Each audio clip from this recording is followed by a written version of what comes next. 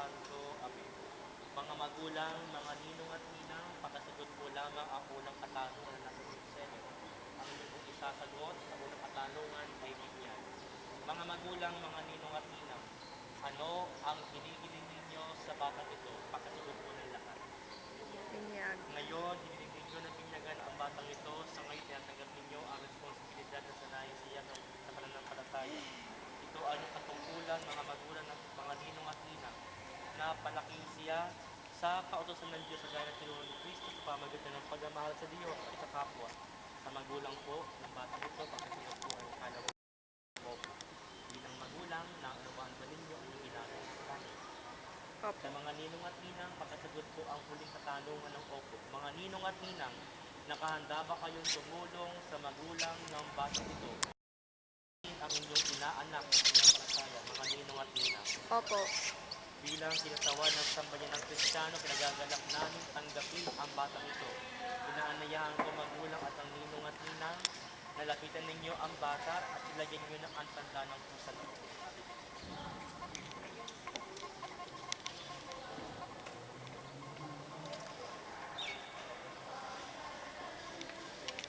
Pakibukas po sa page 9 ng mga booklets natin. Ngayon po ay tayo ay makinig sa mabuting balita ng Panginoon.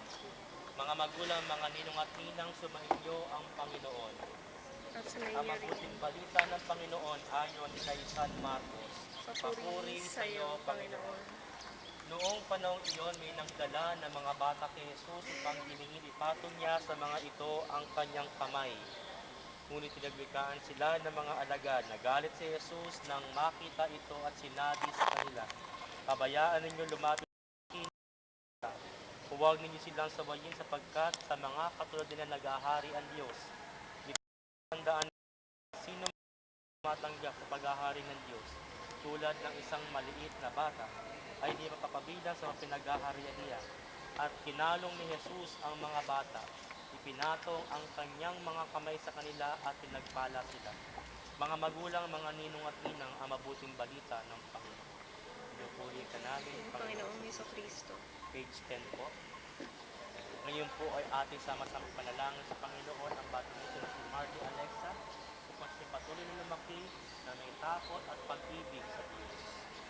Manalangin tayo. Ama naming makapangyarihan, kusang loob ka ng mahal sa amin. Kaya sinugo mo ang iyong anak upang kami mga nasadla sa pagiging sana ay mabigyan ng dahil. Tandaan ng po sa banal, loobin mo na ang batang sinibigyagan ay maging malaya sa pag-aalipin ng bunga ng pagsuway ng pagkamuunang tao. Kung kumadawa siya na pala ng Espiritu mas mapapuspos ng diwa ng muli sa kabuhay ng iyong anak.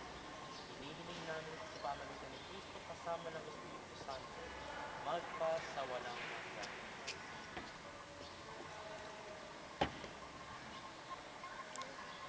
Page 12 po, mga ninong at ninang, page 12 po. Ngayon po ay ating pong isasagawa ang dalawang bahagi po ng pagdiriwang ng binyag. Ang unang bahagi po, ang ating pong sama-sama pagtakbo sa kasalanan. At ang pangalawang bahagi po, ating pagpahayag ng ating pananampalataya ng tayo bininyagan. Manyari lamang po na sa unang tatlong katanungan, ang inyong pong isasagot ay opo, itinatakwil namin, pakiulit namin. Opo, itinatakwil Mga namin. magulang, mga ninong at ninang, itinatakwil ba ninyo sa Satanas? Opo, itinatakwil namin. Mga magulang, mga ninong at ninang, tinatakwil ba niyo ang kanyang mga masamang gawain? Opo, itinatakwil namin. Mga magulang, mga ninong at ninang, tinatakwil ba niyo ang kanyang ginagawang pang-aakit? Opo, itinatakwil namin. Manyari lamang po na sa makatanong o sumunod ang inyong pong isasagot ay opo, sumasampalataya kami. Pakiulit nga ba ng lahat? Opo, sumasampalataya Mga kami. magulang, mga ninong at ninang, sumasampalataya ba kayo sa Diyos amang makapangyarihan sa lahat na may gawa ng langit at lupa?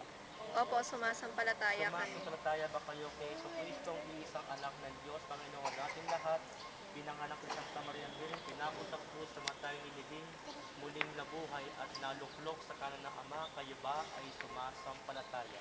Opo, sumasampalataya kami. Sumasampalataya ba kayo sa Diyos Espiritu Santo, sa banal na simbahang katolika, sa kasamahan ng mga banal, sa kapatawaran ng mga kasalanan, sa muling pagkabuhay ng mga namatay sa buhay na walang hanggan, kayo ba ay sumasampalataya? Opo, sumasampalataya Mga kami. magulang, mga ninong at ninang, ito ang ating pananampalataya. At ito ang pananampalataya ng ating simbahan. Ating pinapahin na may karangalan sa pamamagitan ni Kristo kasama ng Espiritu Santo magpasawalang hanggan. Amen. Huling katanganunan lang po sa magulang at sa mga ninong at ninang. Ang inyong pong isasagot ay opo, tanda ng inyong pagsang-ayon. Mga magulang, mga ninong at ninang, talaga bang bukal sa inyong loob na ang batang ito na si ay ating binyagan upang hubogin sa ating pinagi na pananampalataya? Opo. Okay po. Sige po, pwede naman sindi rito ng kandila ang mga ninong at ninang.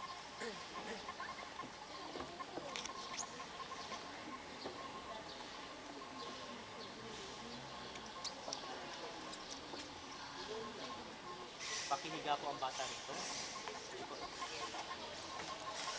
Share lang po yung sindi ng kandila.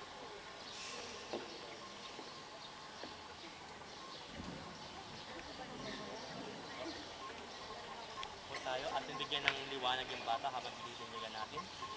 Marty Alexa, ito'y aking binibinyagan sa ngalan ng Ama, at ng Anak, at ng Espiritu Santo.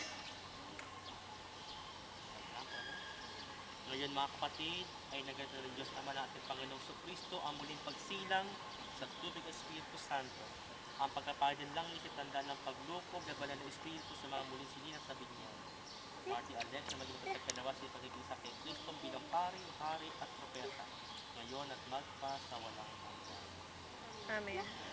Ngayon po ay atin na pong isuot kay Marty Alexa ang kanyang pagkikisa. Kanya tulungan ng isang ninong o ninang nanay magkikisa sa kanyang. Tumulog dito, tulungot dito. Page 14 po ng mga booklets natin. So, po tayo sa rights. Ngayon po, mga magulang, mga ninong at ninang, Paturn sa ang page damit 14. pambinyag po natin sinusuot kay Marty Alexa ay Paturn sa page tanda 14. ng muling pagsilang kay Kristo at ng dakilang karangalan ng mga anak ng Diyos. Ngayon manatiling walang bahid lungis ang kanyang karangalan hanggang matamo ni Marty Alexa ang buhay na walang hanggan. Amen. Pakitaas nga, pakitaas na panabahagya ang mga kandila po ng mga ninong at ninang. Mga magulang, mga ninong at ninang, ang mga kandila po na hawak nyo ngayon na may sindi ay tanda ng liwanag at ilaw ni Kristo na tinanggap ngayon ng mga bagong binyag na bata. Sa tulong ng mga magulang at sa inyo, mga ninong at mga ninang, naway mag-alab ito sa kanyang puso at diwa hanggang sa pagbabalik ni Kristo na ating Panginoon ngayon at magpa sa walang hanggan. Mga kapatid, nung tayo bininyagan, tayo ay nakahati sa buhay at pagmamahal ng Diyos. Ngayon po, bilang magulang at mga ninong at mga ninang, ay ating sama-sama ipagdasal ang batang ito sa pamamagitan ng pagdasal natin ng Ama namin. Lahat po tayo, sabay-sabay, Ama namin, sumasalangit ka, sambahin ang ngalan mo. Sa amin ang kaharian mo, sundin ang loob mo, sa lupa para ng sa langit. Bigyan mo kami ngayon ng aming kakanin sa araw-araw. Patawarin mo kami sa aming mga sala, para may pagpatawad namin sa nagkakasala sa amin. At huwag mo kami ipaintulog sa tukso, sadya mo kami sa lahat ng masama. Hiningi din natin ang patnubay at pangangalaga ng mahal na Birheng Maria para kay Marty Alexa. Lahat po tayo, Aba, Ginoong Maria, napupuno ka ng grasya. Ang Panginoon Diyos ay sumasayo. Bukod kang pinagpala sa babaeng lahat, at pinagpala naman na iyong anak na si Jesus. Santa Maria, Ina ng Diyos, panalangin mo kaming makasalanan, ngayon at kung kami mamamatay. Amen. Sumainyo ang Panginoon. At sumayin niyo rin. Mga magulang, mga ninong at ninang, iyukunin niyo ang inyong mga ulo at ngayon ay tanggapin po ninyo ang pagbabasbas ng Diyos. Mga magulang, mga ninong at ninang, naway ang Diyos na nagmamahal sa ating lahat. Basta nawa kayo sa isa ninyong mga mahal sa buhay, kamag-anak at mga pinagpapautangan ng loob. Sa kanyang awa, naway ipagsanggalang kayo lahat sa masama at pagkalooban kayo ng Panginoon Diyos ng saganang kapayapaan, ngayon at magpa sa walang hanggan. At pagpalain kayo lahat ng ating makapangyarihang Diyos sa ngalan ng Ama, Anak, at Espiritu Santo. Amen. Amen. Ngayon po ay tapos na po ating pagdiriwan ng binyag. Bumayo kayo sa kapayapaan ng Panginoon. Salamat sa Diyos.